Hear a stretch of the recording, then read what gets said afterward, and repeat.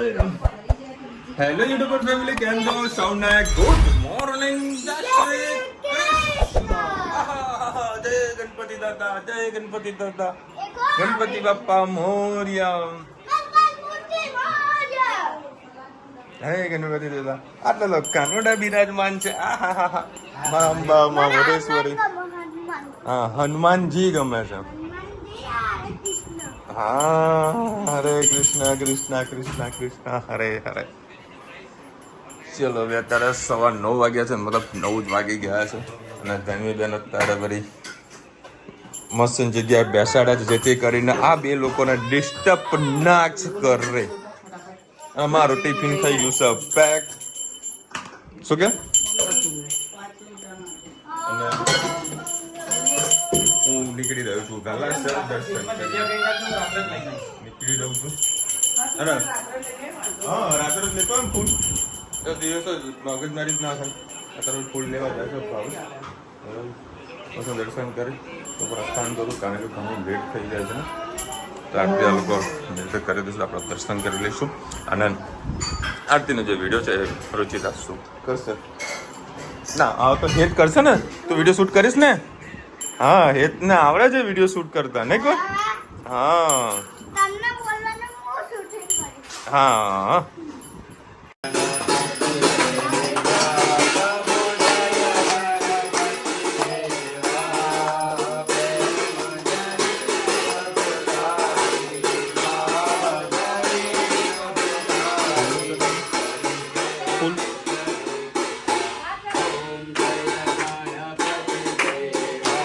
ચડે ને તમે મારા કેમેરા પર.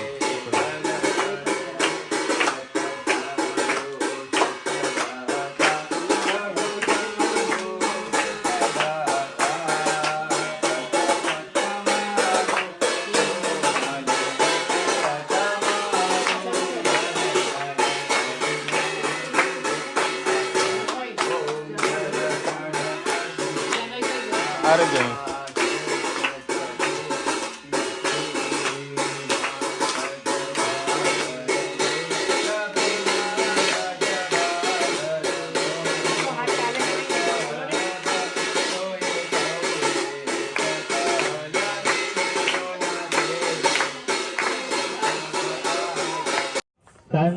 संसारसारं भुजगेन्द्रहारं सदा वसन्तं हृदयारविन्दे भवं भवानी सहितं नमामि. मङ्गलं भगवान् विष्णु मङ्गलं गरुडध्वज मङ्गलं पुण्डरीकाक्षो मङ्गलाय तनोहरि. सर्वमङ्गलमाङ्गल्ये शिवे सर्वार्थसाधिके शरण्ये त्र्यम्बके गौरी नारायणे नमस्तुते नारायणे नमस्तुते. मङ्गलं भगवान् दुण्डे मङ्गलं पार्वती पुत्र मङ्गलाय तनोहरि. सर्वमङ्गलमाङ्गल्ये शिवे सर्वार्थसाधिके शरण्ये त्र्यम्बके गौरी नारायणे नमस्तुते नारायणे नमस्तुते नमस्तुते. સામેવાળા છે આનંદ કરવો છે.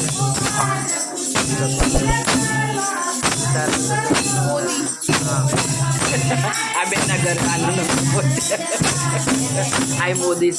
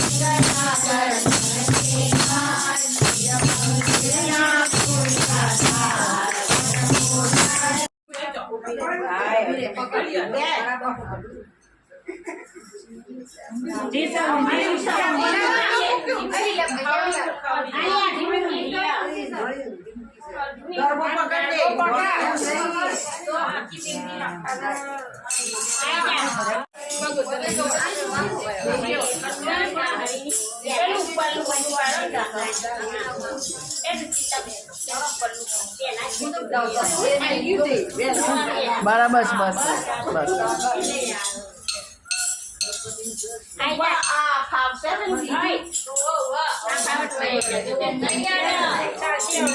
હા બેઠા બરાબર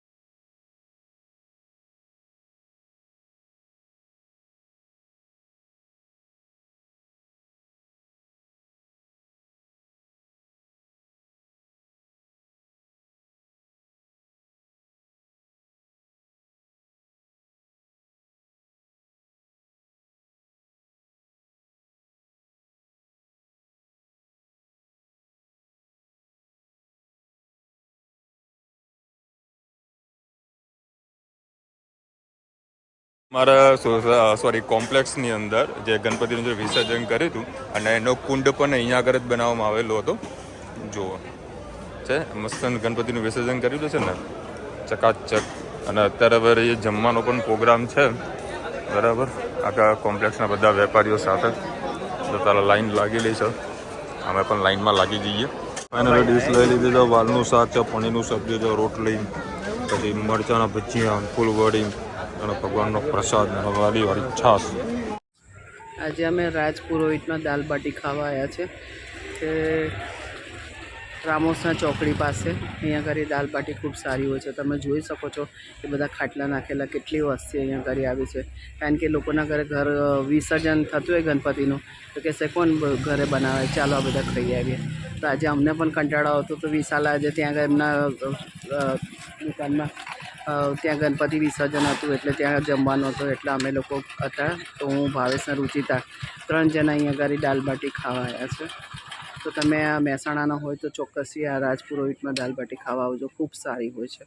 આગળ જોતા દાલ બાટીની ચૂરી દીધી, ઉપર દાળ નાખી છે, ડુંગળીની કચુંબર આવે, લસણની ચટણી આવશે. અમે આ રીતે દાલ બાટી ખાઈએ છીએ. કોમેન્ટમાં ચોક્કસ કહો તમે લોકો કેવી રીતે દાલ બાટી ખાઓ છો. ચલો ભાઈ 12 વાગ્યા છે અને ઘણા બધા લોકોને જો કદાચ ખબર નહીં હોય આજે ધન્વીનો તિથિ પ્રમાણે જન્મદિવસ છે. રાધા અષ્ટમી એટલે ધન્વીના સોસાયટીમાં રાધા જ કે રાધા. એ રાધા આમ આવજે. તિથિ પણ બધાને યાદ છે. હા એ રાધા આમ આવજે. ધનુ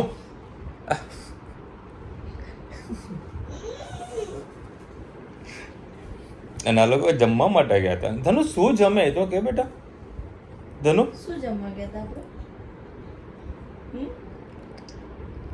શું જમે હતા તું? બબી શું જમે બોલ ને? કેમ ભણ્યા તમે?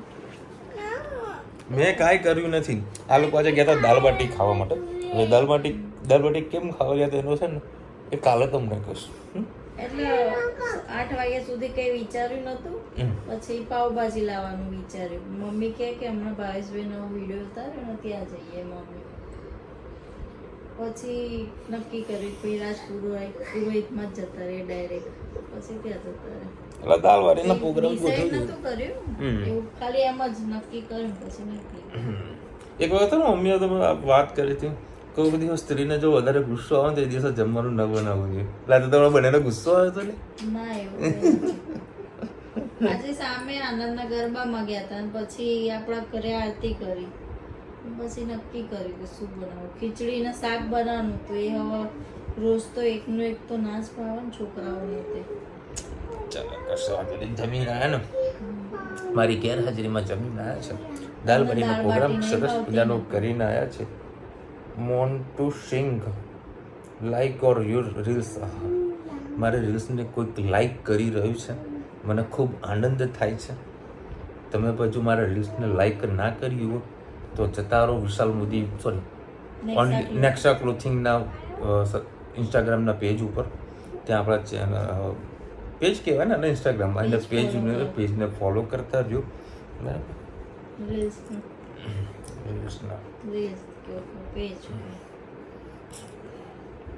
રોજ આવા રીલ્સ બનાવવાનો પ્રોગ્રામ નક્કી કર્યો છે. એમાં થોડો ઇન્સ્ટાગ્રામમાં થોડો ટાઈમ આપીએ. એક યુટ્યુબમાં વિડીયો બનાવીને મૂક્યો છે, હજુ એને ટાઇટલ નથી આપ્યું, એને પબ્લિશ પણ નથી કરી શક્યો. કરી છે ધીરે ધીરે નવીન અમે લખી રહ્યા છે હેપી બર્થડે ટુ માસી. આનંદના ગરબામાં અમને પણ આનંદ કર્યા. ધનવી કેમ ના રમે ગરબા? ગણપતિ બાપ્પા બધાનું સારું કરે એવું દુઆ. ધનવી તું કેમ ગરબા ના રમી? ધનવીના ફ્રેન્ડ સર્કલમાં બચ્ચા ગ્રુપમાં બહાર રમીએ. એમાં મજા હતી. છોકરાઓ બધા બહાર રમે. ઘર મોટું લો, આટલા બધા સાથે રહો છો. રોનીના મેરેજ બાકી છે, કેટલી ભીડ લાગે છે? ઓકે, એમનો પણ આન્સર મને આપું છું. મયુરભાઈ લખી રહ્યા છે મગર વડોદરાનો ચિત્ર બતાવો. અચ્છા મયુરભાઈ, જો ભાઈ મયુરભાઈ સરસ ચિત્ર બનાવ્યું છે, તમારી સામે શો કરી રહ્યો છું. ગમે તો લાઈક કરજો. તમે બહાર જમવા ગયા તો ગણપતિ બાપાને શું જમાડ્યું? ગણપતિ બાપાને સવારે થાળ હોય છે અને સાંજે તો દૂધ જ પીવડાવીએ છીએ. દૂધ પીવડાવીને સુવડાવી દઈએ. અલકાબેન લખી રહ્યા છે શું ગિફ્ટ આપી? મસાલા ઢોસા ખવડાવ્યા, પછી આઈસ્ક્રીમ ખવડાવી. ફેમિલીમાં ગિફ્ટ ના હોય. અમારે તો ગિફ્ટનું કંઈ ઠેકાણું હોતું નહીં, ગમે ત્યારે ગિફ્ટ જ આવે. કમલેશભાઈ અમે કેટલી વાર પૂછ્યું સિંગલ પીસ માટે પણ વિશાલભાઈ હોલસેલમાં આપે છે એટલે અમે ફોર્સ ના કરી શકીએ. એની રીતે સાચા છે. અચ્છા ગાયત્રીબેન, તમારો બી આન્સર હું અમને એક ભાઈએ કોમેન્ટ કરી છે, એમાં ભેગો તમને આપી દઉં છું. ગાયત્રીબેન લખી માસી આવતી ગણેશ ચતુર્થી પહેલાં મોટું ઘર અને મોટો હોલ એવું ઘર લ્યો એટલે તમારા ઘરમાં બધાને બેસાડી શકો. તમારા ઘી સાકર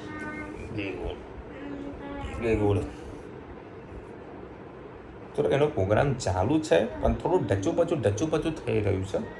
બરાબર, જો હમણાં કંઈક લેવા બેસીએ તો મારે અમદાવાદ ગમે ત્યારે વસ્તુ રહેવાનું થાય. બરાબર, એટલે જોઈએ છે હાલ કઈ રીતનું સેટઅપ થાય છે. બરાબર, બાકી ભલે હાલ આપણું ઘર નાનું હોય, દિલ ઘણા મોટા છે. સંપીને રહીએ હા, છીએ. બરાબર. જરૂરી નથી મોટું ઘર લેવું. થશે તમે જોયું બહાર બી ઘણા બધા આપણા સોસાયટીના લોકો બેઠા હતા ને, શાંતિથી બેઠા હતા ને. હોય યાર, જેટલું જે છે એમાં આપણે એડજસ્ટમેન્ટ કરવું પડે અને એમાં ખુશ રહેવું એ જરૂરી છે. બાકી મોટા મહેલો બંગલામાં બી કોઈ જોવા જતું નથી. જવું હોય ને તો કોઈ જતું નથી. મન મક્કમ હોવું જોઈએ. ક્રોસિંગ લખી રહ્યા છે 100% હોલસેલના ધંધામાં અસર થાય. સિંગલ પીસ આપવા માંડો એટલે વેપારીને ન ગમે. એક જ ગામમાં અને બીજા વેપારી માલ આપો તો પણ નથી ગમતું. મેં તમને જે આગળ ગાયત્રીબેન તમને કીધું ને, તમારી વાત સાથે શેર કરું છું. એકચ્યુઅલીમાં શું છે, અમારું કામ છે હોલસેલનું. બરાબર, આજે કોઈ વ્યક્તિ સિંગલ પીસ લેવા માટે પણ અમારા શોપ પર આવે ને, કાં તો ફોન કરે ને, બબે મને ઊંઘ ચડી એટલો કરે. કોઈ પણ વ્યક્તિ અમારે સિંગલ પીસ માટે ફોન કરે કે ચાહે 100 પીસ માટે કે 200 પીસ માટે ફોન કરે, ટાઈમ સેમ ટુ સેમ લે. હવે તમે સમજો કે હું અડધો કલાક બગાડીને એક પીસ માટે ટાઈમ બગાડું કે ભાઈ અડધો કલાક બગાડીને 100 પીસ માટે ટાઈમ બગાડું. તમે સમજો.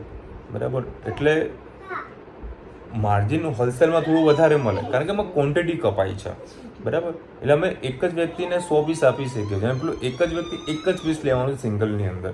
એટલે અમે સ્ટ્રિક્ટલી કહીએ છીએ કે અમે સિંગલ પીસ નથી આપતા. હા, કોઈ અંગત વ્યક્તિ આવે મારા ઓફિસે તો છોટા કંઈક પીસ પડ્યા હોય તો આપણે આપીએ છીએ, બરાબર. પણ એ આપણા ટાઈમ પ્રમાણે આપીએ છીએ. એવું નહીં કે મારો ગ્રાહક ચાલુ હોય તો એ લોકોને બતાવવાનું ચાલુ કરું, એવું નથી હોતું. અમુક સમય હોય તો આપણે આપીએ છીએ કારણ કે અમુક સિંગલ પીસ મારા બચ્ચા હોય છે, નીકળતા હોય છે, તો આપણે આપીએ છીએ. બાકી હોલસેલનો ધંધાની અંદર મારો ધંધો છે એટલે મને ખબર હોય, બરાબર, કે આપણે ધંધો કેવી રીતે કરવો જોઈએ. બીજા લોકોને એ બધી વસ્તુની ખબર ના હોય, એ એમના રીતે મેન્ટાલિટી રાઈટ હોઈ શકે, બરાબર. આપણે આપણી રીતે રાઈટ છે એટલે આપણે ડિસિઝન ફિક્સ જ છે કે આપણે સિંગલ પીસ નથી આપતા. ભલે લોકોને ખોટું લાગે તો લાગે, જે છે રિયાલિટી છે.